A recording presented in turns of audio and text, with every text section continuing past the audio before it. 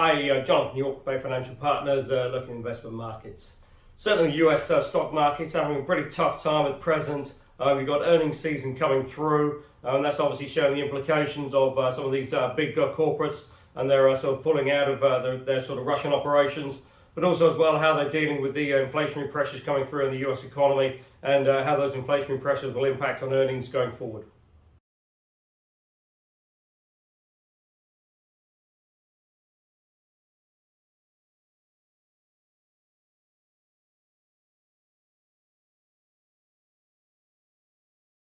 And so far, it's been a little bit of a mixed bag. Some of the banks have done slightly better. Probably the worst performer so far has been Netflix. That was down just over 30% after it announced its earnings.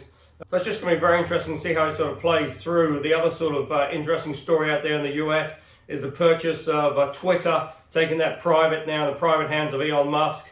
And it's just going to be interesting to see how that sort of plays through.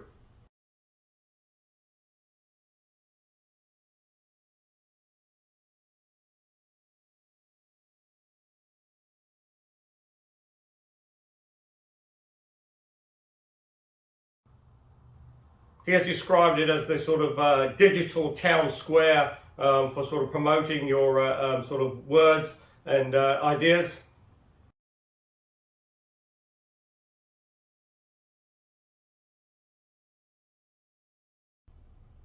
But obviously, with such a global reach and being in private hands, it does pose a few questions.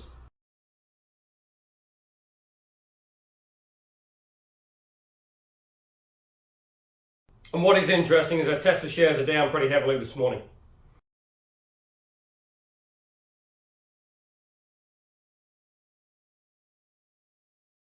Now, at present, obviously, with rising interest rates and looking like the Fed are going to pull the trigger now in May, it's just going to be interesting to see how the big techs sort of perform. Nasdaq certainly performed pretty poorly over the last sort of really pretty much this year.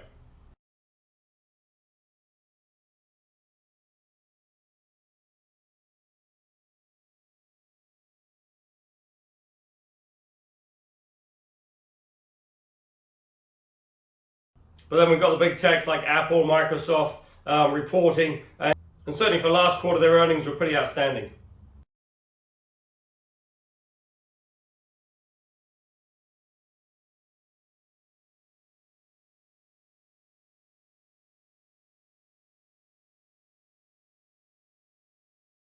So as a 10-year nudges up towards sort of 280, potentially pretty much a lot of the sort of rate hikes have been priced into the US curve already.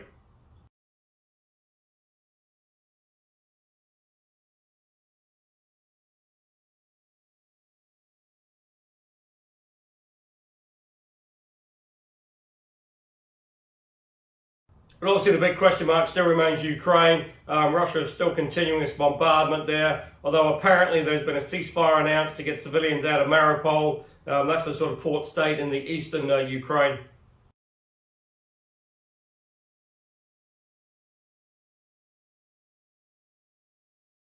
Russia's been making further talks as well about potential sort of nuclear conflict, and that certainly set the West on edge.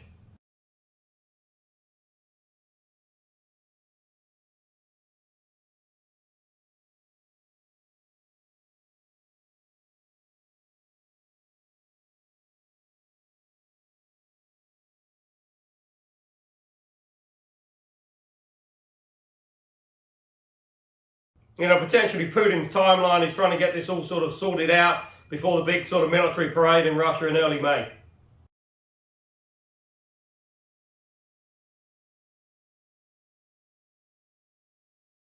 Because so far it's just been frustration and embarrassment really for Russia and Putin in terms of the sort of Russian progression and the immense resistance they've sort of encountered within Ukraine.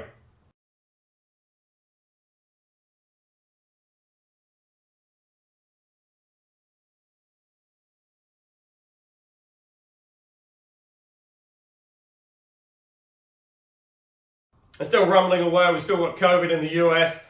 Quite interesting coming out of China now that Beijing is now going through a similar exercise to Shanghai with testing around 30 odd million people.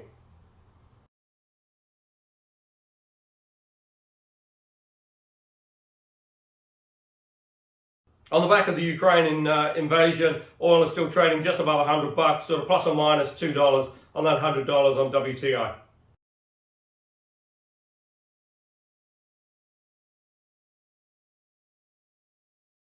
As yet, no further news on the investigation into Prime Minister Johnson in the UK about his antics during the lockdowns and the sort of COVID parties that took place.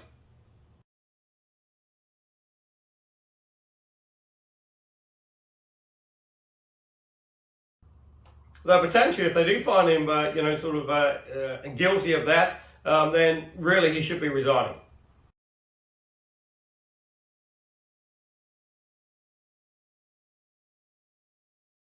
The big question is, will he? And then who would replace him?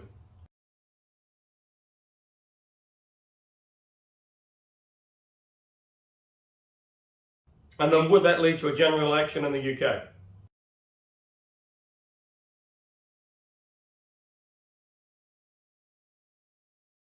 But certainly the UK seems to be, sort of learning to live with COVID now, relaxing a lot of the restrictions. So much so that the big tennis tournament at Wimbledon has now removed COVID passports, and that now means that Novak Djokovic can now defend his title there.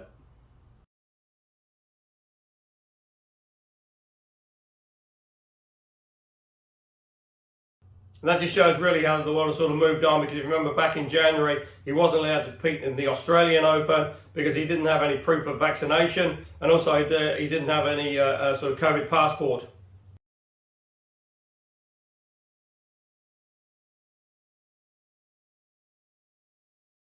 Europe has sighed a big sigh of relief on the fact that Emmanuel Macron has won the French election, defeating Marine Le Pen.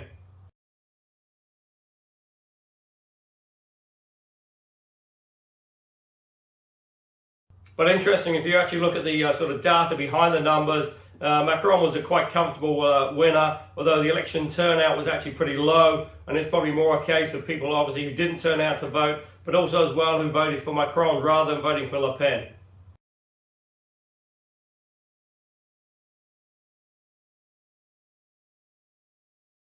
Just to stop Le Pen getting in. So it wasn't necessarily a vote for Macron, it was a vote against Le Pen.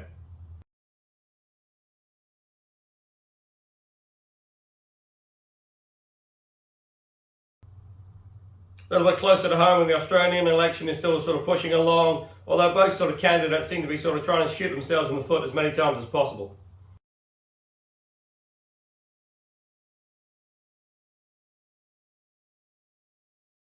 The latest sort of blunder came from Scott Morrison, talking about sort of handicapped children.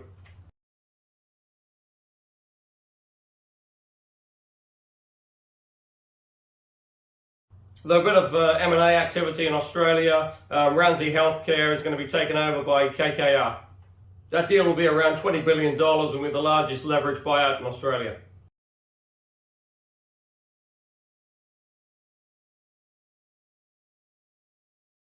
You notice discussed here before, the Australian economy looks in pretty good shape. Inflation isn't really too rampant out there. You've still got pretty good demand coming forward. Obviously minerals and resources are sort of helping. But as well, you've got all that pent up demand, I say, from last year's lockdown, especially in New South Wales and Victoria.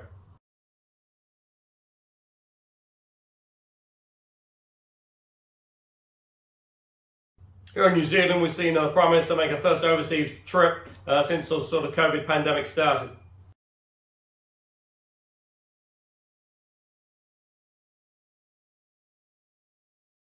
And again, sort of quite ironic that while she was out of the country, more sort of damaging news from the government in terms of the sort of MIQ investigations, in terms of when it should have been sort of shut down. And also the release of the inflation data, which was one of the highest at 6.9.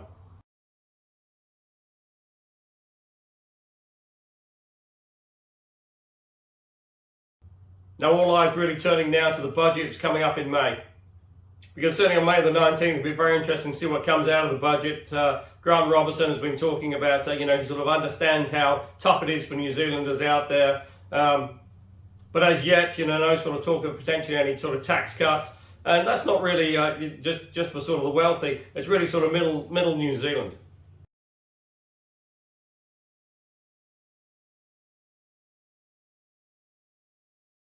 because the tax bands haven't been indexed for the last 4 years.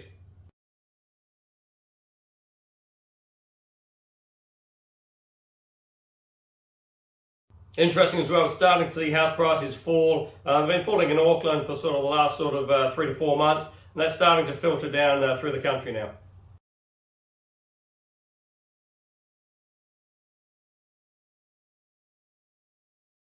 And that's just expected to gain a little bit of momentum, especially as the Reserve Bank is expected to increase interest rates again in May by 0.5% after that record inflation figure.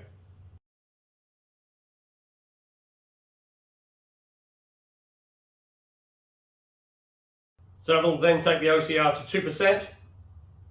Will be a further increase in mortgages, which will further decrease the amount of disposable income available to be spent in the economy.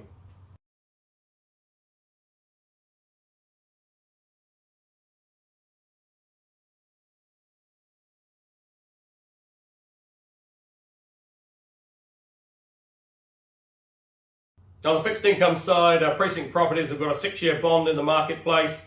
Looking at indicative rate is around 5.12 to around 5.22.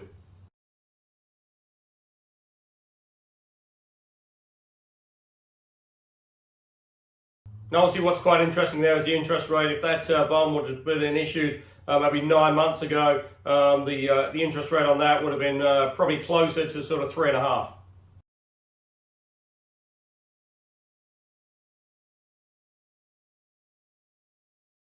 Also, as well, you need to sort out those Air New Zealand rights if you're going to take those up.